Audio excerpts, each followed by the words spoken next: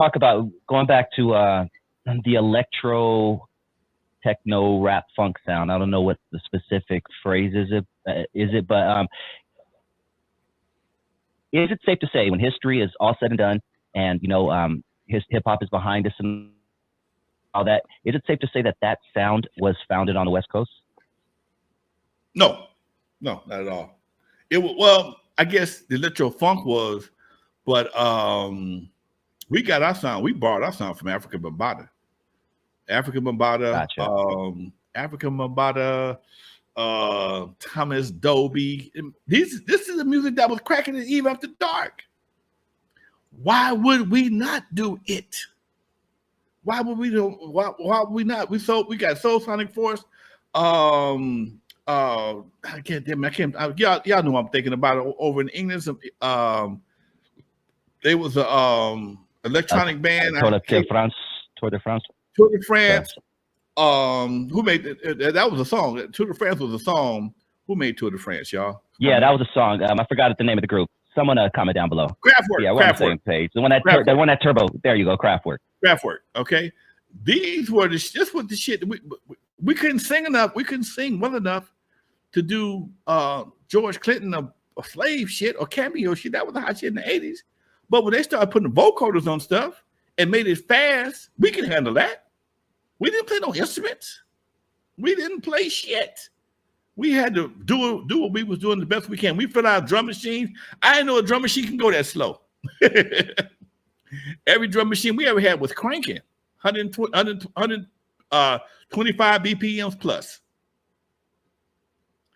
And when you think about, man, the era, and see, there's people always trying to compare one to, then the two is not compatible. Me and Wana talked about this with JJ Fad. Wana was one of the first groups signed to Ruthless. JJ Fad was one of the first group signed to Ruthless, their first platinum album. And then they flipped because they knew that shit still was selling. JJ Fad's album was on Atco, was kicking ass. They first platinum album, but then they flipped around and came something else. It wasn't like they was authentic. Eazy was having fun. Then the gangsterism came in because that's what they became, gangsters.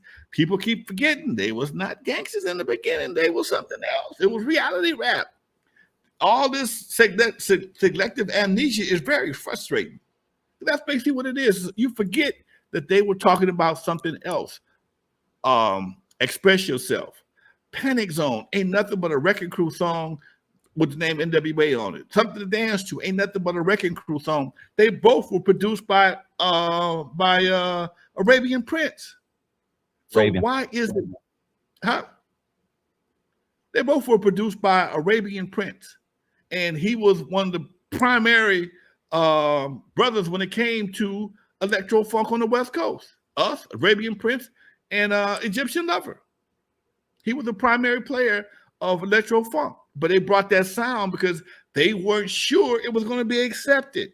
Those were their first two releases, along with Boyz in the Hood. Okay, those were songs they released those first, and they knew that K-Day was going to play that kind of stuff. Greg took forever to get around to playing Boyz in the Hood. It wasn't an instant success. It took a while for us to get took a while to get the edits done on Boyz in the Hood where Greg could feel comfortable playing it on K-Day. Meanwhile, they played Panic Zone. They played Something to Dance To. So unless you really, really understand the true history of N.W.A., it's real hard to say what they weren't. Now, Panic Zone, come on, man, they're nothing but a Wrecking Crew song. It is. But before I go there, man, before we go there, I had to say something, man. Something came across my desk the other day. I'm looking for this brother. I'm looking for Sugar Free. Me too, sure. I talked to one of my cousins, my nephews, and Sugar Free was on a state-sponsored vacation, and they got to talking.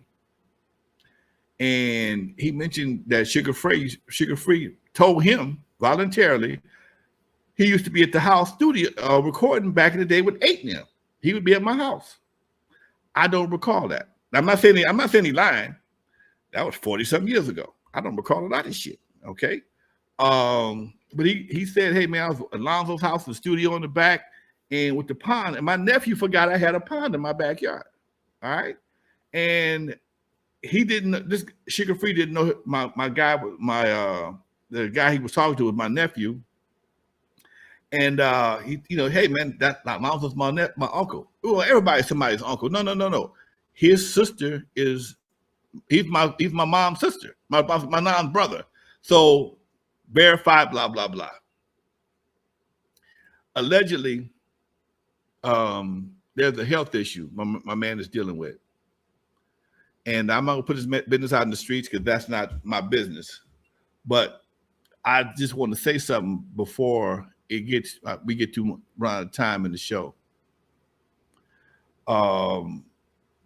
As we get older, all us hip hop heads, the dirt we did in the 70s or the 80s and the 90s and early 2000s, as you get older, you got to start paying for that shit.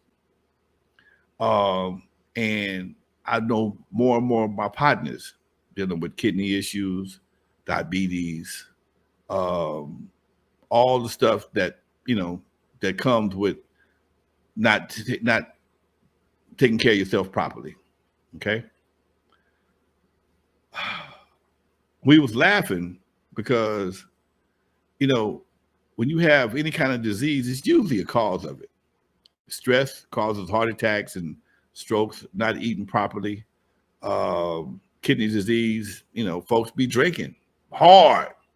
And a comment was made, and I telling Unknown, I say, man, you hear all these brothers been rapping about GodFather and Hennessy and Dom Perignon and Cristal.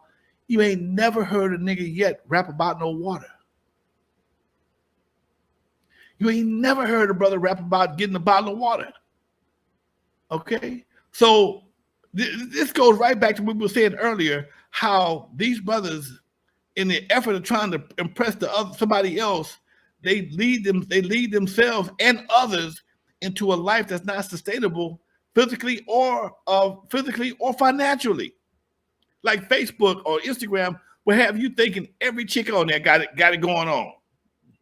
Now, brothers, everybody on Facebook and Instagram ain't got it going on, but they'll let you think they got it going on. It's the same thing without a record. Oh man, we drink Hennessy all night long. We drink GodFather and blah blah blah blah blah. Smoke this, smoke that. But you don't know behind closed doors how many pills it's got to take. How many